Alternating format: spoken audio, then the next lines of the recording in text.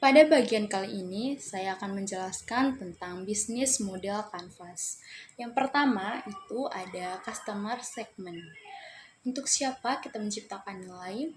Kita menciptakan nilai bagi konsumen yang membutuhkan makanan praktis, terjangkau, dan bisa dikonsumsi kapan saja.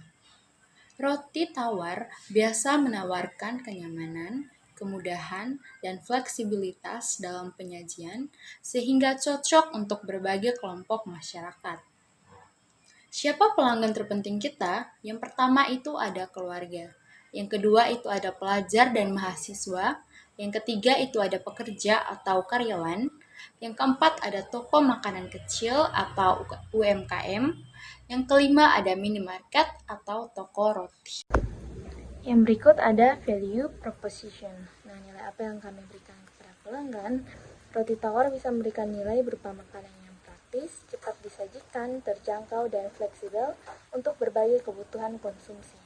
Nilai utama yang diberikan itu adalah kemudahan dan kecepatan dalam penyajian, harga yang ekonomis, rasa netral sehingga cocok dipadukan dengan berbagai topping. Dan terakhir ketersediaan luas, yaitu mudah ditemukan di mana saja. Yang ketiga, channels. Melalui saluran mana segmen pelanggan yang ingin kita jangkau. Pelanggan roti tawar biasa ingin dijangkau melalui saluran yang mudah, cepat, dan dekat dengan lokasi mereka, yaitu yang pertama minimarket seperti Indomart dan Alfamart, yang kedua supermarket seperti Hypermart dan Carrefour, yang ketiga toko roti dan bakery lokal, yang keempat pasar tradisional, yang kelima penjualan online melalui marketplace dan e-commerce, yang keenam distributor untuk UMKM. Nah, semua saluran ini dipilih karena paling umum digunakan masyarakat dalam membeli kebutuhan makanan sehari-hari. Dari yang keempat itu customer relationship. Customer relationship ini membahas mengenai hubungan seperti apa yang diharapkan dari masing-masing segmen pelanggan untuk kita bangun dan pertahankan. Setiap segmen pelanggan menginginkan hubungan yang sederhana, konsisten, dan dapat dipercaya, terutama roti tawar adalah produk konsumsi harian. Bentuk hubungan yang diharapkan yaitu yang pertama itu keandalan produk. Pelanggan ingin yakin bahwa roti selalu segar, lembut, dan aman setiap kali dibeli.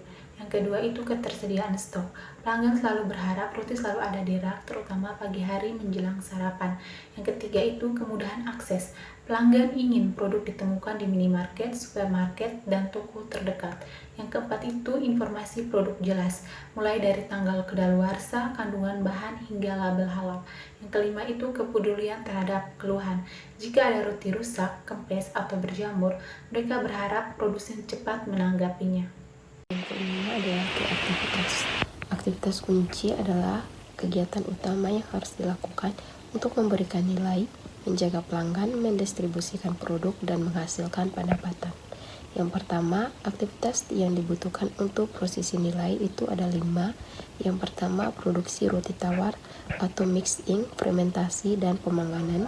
Yang kedua, kontrol kualitas agar tetap lembut, segar, dan aman. Yang ketiga, pengemasan higienis. Yang keempat, inovasi produk sederhana, misalnya ukuran yang berbeda. Yang kelima, pengadaan bahan baku berkualitas.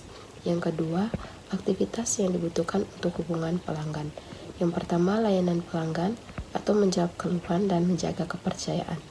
Yang kedua, informasi produk di kemasan atau label gizi, berat bersih, dan kadaluarsa.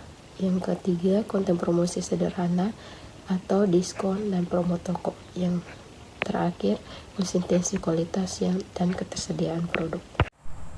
Baik, pada bagian ini saya akan menjelaskan tentang key research, yaitu sumber daya utama proporsi nilai. Yang pertama terdiri dari fisik, ada yang dimana ada peralatan produksi seperti oven rumahan atau komersial kecil, mixer adonan yang sesuai skala, dan perkakas dapur standar. Yang kedua ada bahan baku seperti tepung ragi, gula, garam, dan bahan-bahan yang mudah ditemukan di pasar lokal ataupun di toko kue terdekat.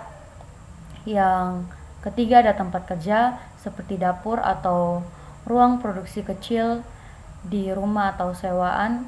Yang keempat ada pengiriman, yaitu kendaraan pribadi seperti motor, atau menggunakan jasa kurir ataupun bisa menggunakan pengiriman daring. Yang berikut ada intelektual, yaitu nama produk seperti nama dagang atau merek yang mudah diingat dan unik. Yang kedua ada resep andalan, resep formula roti yang sudah janji.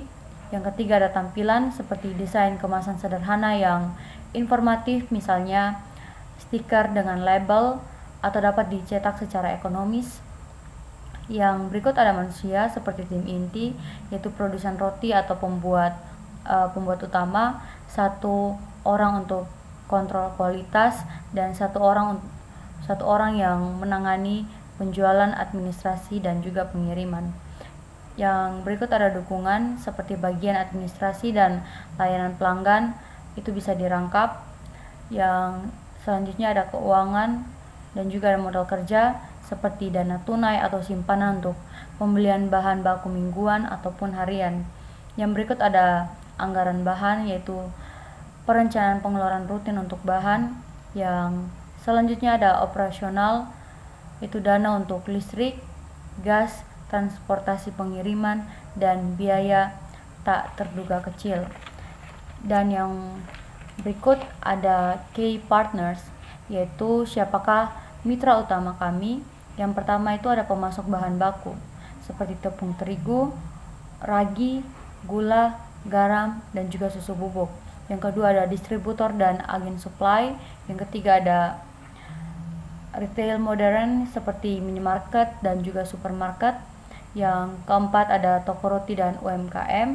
Yang kelima ada perusahaan transportasi atau logistik. Dan yang terakhir ada produsen kemasan. Yang kedelapan ada cost struktur. Biaya yang dikeluarkan untuk operasional, yang pertama itu ada biaya bahan baku yang terdapat tepung terigu, gula, garam, ragi atau ragi instan, susu bubuk, air, mentega atau margarin. Yang kedua itu ada biaya tenaga kerja dan biaya produksi. Yang ketiga ada biaya sewa tempat. Yang keempat biaya transportasi dan distribusi, yang dimana biaya mengirim roti ke minimarket, supermarket, dan toko roti. Yang kelima itu ada biaya marketing dan promosi. Iklan online jika berjualan di minimarket, banner atau stiker toko, diskon reseller, kemasan khusus promo. Yang berikutnya ada revenue stream. Sumber pendapatan utama untuk produk roti tawar biasa adalah penjualan langsung produk roti tawar dalam berbagai ukuran dan kemasan, ada yang kecil, sedang, dan besar. Pendapatan tambahan dapat berasal dari penjualan roti ke UMKM yang berjualan sandwich atau roti bakar dalam jumlah besar. Lalu kerjasama dengan retail modern, penjualan online atau e-commerce, dan fokus utamanya tetap penjualan per kemasan.